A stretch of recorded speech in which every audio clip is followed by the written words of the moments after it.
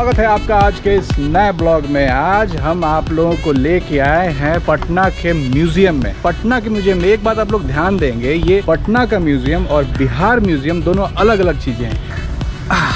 आज जहाँ पे आपको लेके हम आए हैं ये पटना का पुराना म्यूजियम है। इसको लोग जादूघर के नाम से भी जानते हैं। अभी जो नया वाला जो म्यूजियम है उसको बोलते हैं बिहार म्यूजियम और इसको बोलते हैं पटना म्यूजियम। ठीक है, क्लियर है। पटना म्यूजियम का उद्घाटन 3 अप्रैल 1917 को किया गया। पहले बिहार और बंगाल एक थे, आपको पता ही होगा। तो जब बिहार और बंगाल का विभाजन हुआ उस वक्त अंग्रेजों ने एक फैसला किया कि पटना में जो पुरातात्विक महत्व की चीज़ें हैं, जो पुरानी चीज़ें जो खुदाई में मिली हैं, उनको रखने के लिए, जो ऐतिहासिक चीज़ें उनको रखने के लिए एक म्यूजियम क्यों ना यहाँ पे बनाया जाए। और इसी विचार के तहत यहाँ पे म्यूजियम का निर्माण शुरू हुआ। यहाँ पे ज़्यादातर जो मूर्तियाँ रखी हुई हैं, जब यहाँ पे इसका निर्माण नहीं हुआ था तो पहले यहाँ पे जो कीमती चीज़ें, पुरातात्विक महत्व की जो चीज़ें हैं, उन्हें पहले हाईकोर्ट का उस समय जो नया जो भवन बना था हाईकोर्ट में रखा गया था, क्योंकि यहाँ पे व्यवस्था नहीं थी। उसके बाद जब यहाँ पे भवन बन गया तो यहाँ पे उनको लाके और स्थापित किया गया। उस वक्त बिहार और उड़ीसा रीजन में, उसमें झारखंड अलग नहीं हुआ था, तो बिहार और उड़ीसा इन दोनों ही स्टेट्स में केवल एकमात्र यही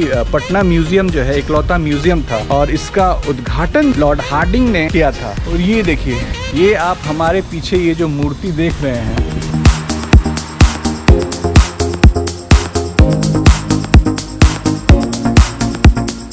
लॉर्ड हार्डिंग जो थे इंडिया के वाइस रॉय थे, ये उन्हीं की मूर्ति है। इन्होंने ही इस म्यूजियम का उद्घाटन किया था। ये जो कुर्सियाँ आप देख रहे हैं, बड़ी प्यारी प्यारी यहाँ पे सुंदर सुंदर कुर्सियाँ लगाई गई हैं। और देखिए, इनको बनाने का पुराने ज़माने का डिज़ाइन रखा गया है। इस पर बैठने पे फील भी पुराने ज़माने का ही आ रहा है। कपड़े तो राजाओं जैसे नहीं है, लेकिन बैठने पे फील जो आ रहा है ना, बिल्कुल शाही राजाओं वाला फील आ रहा है पहले ज़माने का। चलिए अब चलते हैं यहाँ से आगे की ओर, बहुत मज़ा आने वाला है।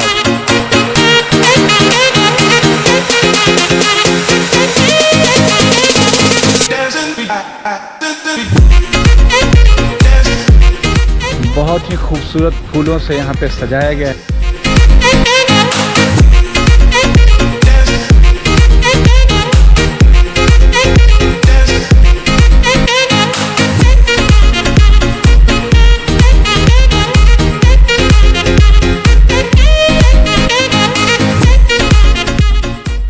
ज़्यादातर चीज़ों को जो नया बिहार म्यूजियम बना है वहाँ पे ट्रांसफ़र कर दिया गया है। सारी चीज़ें वहाँ पे चली गई हैं, लेकिन अभी भी यहाँ पे बहुत सारी पुरातात्विक महत्व की जो चीज़ें हैं वो हैं।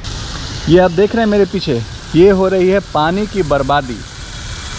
इस बहते हुए पानी को देख के कोई ये कह सकता है बिहार में सुखाड़ का घोषणा हो चुका है। सुखाड़ वाले राज्य में पानी की ऐसी बर्बादी, वो भी एक सरकारी कैंपस यानी म्यूज़ियम जैसे महत्वपूर्ण जगह पे। देखिए,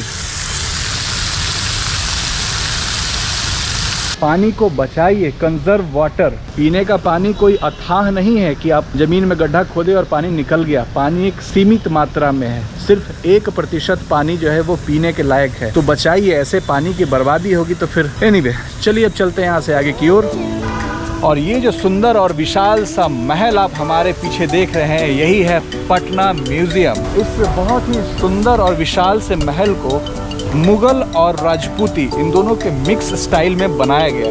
स्टार्टिंग में जब ये म्यूजियम नहीं बना था उस वक्त इसके लिए गया रोड में कहीं पे ज़मीन लिया गया था, जो कि आज के टाइम में जिसे हम लोग बुद्ध मार्ग के नाम से जानते हैं, वहाँ पे इसकी स्थापना की जानी थी। यहाँ पे रखी जाने वाली जो मूर्तियाँ थी, जब ये म्यूजियम नहीं बना था उस वक्त उन मूर्तियों को पटना हाईकोर्ट के नवनिर्मित भवन में रखा गया था। और फिर जब इस म्यूजियम का निर्माण हो गया उसके बाद उन मूर्तियों को यहाँ पे लाकर ट्रांसफ़र कर दिया गया। पीछे है पटना म्यूजियम का बहुत ही खूबसूरत सा बागीचा। तरह तरह के फूल लगाए गए हैं, तोप रखे गए हैं, पुराने जमाने की कुछ बड़ी मूर्तियां हैं उन्हें यहाँ पे रखा गया और बहुत ही एक तरीके से, एक करीने से सजा के रखा गया है, जो कि दिखने में बहुत ही ज्यादा खूबसूरत लगती हैं। बाहर का तो हम लोगों ने सैर कर लिया, अब चलते हैं हम लोग यहाँ पे अंदर, म्यूजियम के अंदर देखने। इंद्र भगवान भी बहुत मेहरबान है। आप ऊपर आसमान में देखें, काले काले बादल पटना के आकाश में चारों तरफ से घेरते जा रहे हैं और बड़ा ही सुंदर सा माहौल बन रहा है। चलिए अब चलते हैं यहाँ पे अंदर।